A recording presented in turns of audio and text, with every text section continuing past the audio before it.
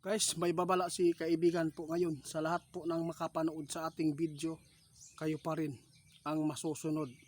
Kayo pa rin ang magpasya sa ipapaabot ng ating kaibigan kung paniwalaan ninyo itong impormasyon na nakapasok po sa kanilang kaharian.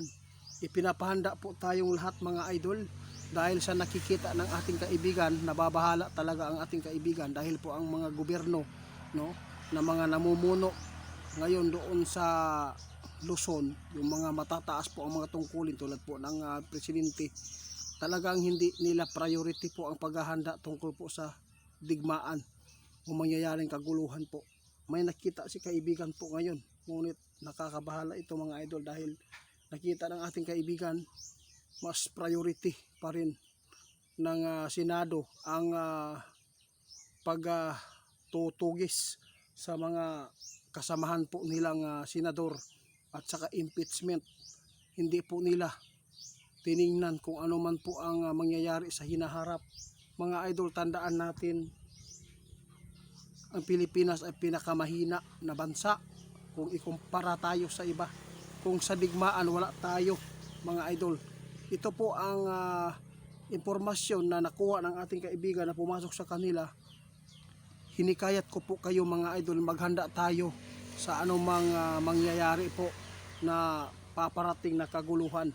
Dahil si kaibigan, nagbibigay po siya ng babala ngayon na huwag natin iasa sa mga may tungkulin sa ating bansa tulad po ng mga politiko na binoto natin, akala natin makakatulong, ngunit ang pansarili po nilang kapakanan lang po ang inuna. Hindi po yung daing ng mga taong bayan na nahihirapan sa kalagayan sa ating bansa. Ngunit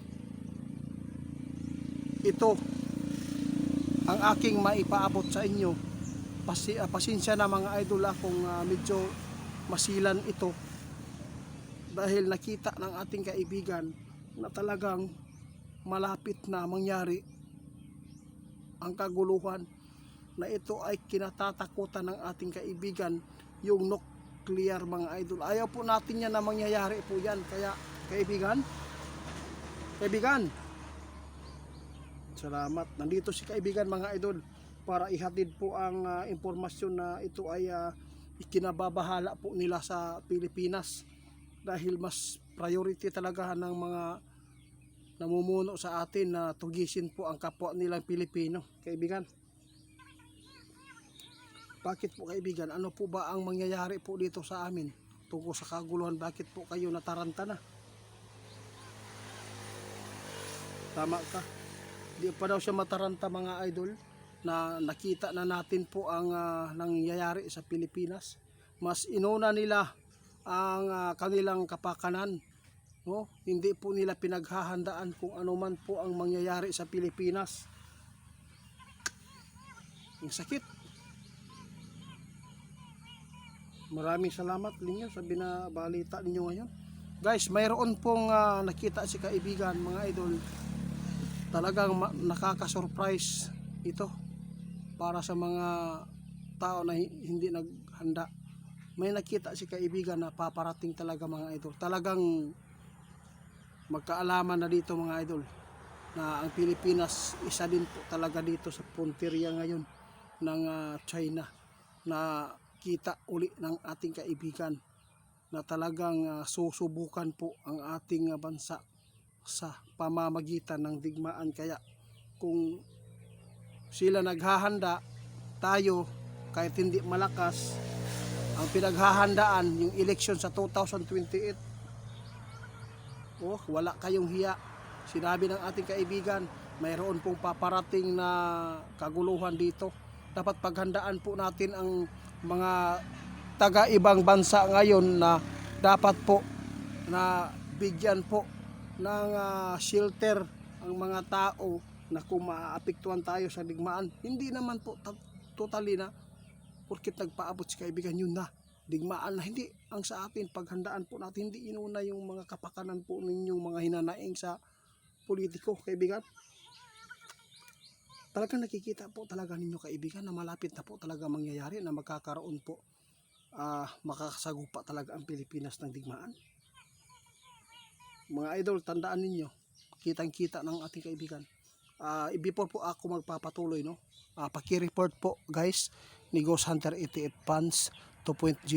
Itong video natin sa YouTube, mga idol, itong video natin, pag na-upload ito, i-upload na din po niya ito sa kanyang Facebook page, no.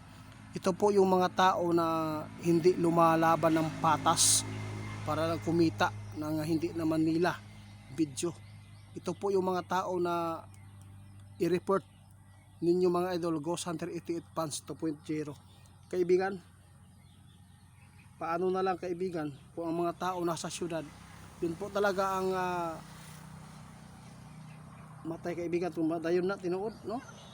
Oh, sabi ng ating kaibigan, ito yun po talaga ang nababahalaan po namin, di. Dahil po sa nakita ng ating kaibigan, wala talagang ibang makakasagupa ng pinakauna. Ang city talaga, nababahala ang ating kaibigan dahil sa mga tao doon na hirap pa sa hanap buhay. Mas priority pa ng mga taong ito yung kaguluhan para sa politiko sa taong 2028. Mas priority nila yung mga takbuhan kaysa yung paghahanda. Kawawa talaga, mga idol, ang nababanggit ng ating kaibigan ng mga lugar ngayon na maapektuhan, pinakauna maapektuhan. Tama ka. Pinakaswerte po talaga ang nasa bundok ngayon, mga idol. Talagang mawala man ang mga pagkain kung walang naiimbak ng mga pagkain dito sa bundok.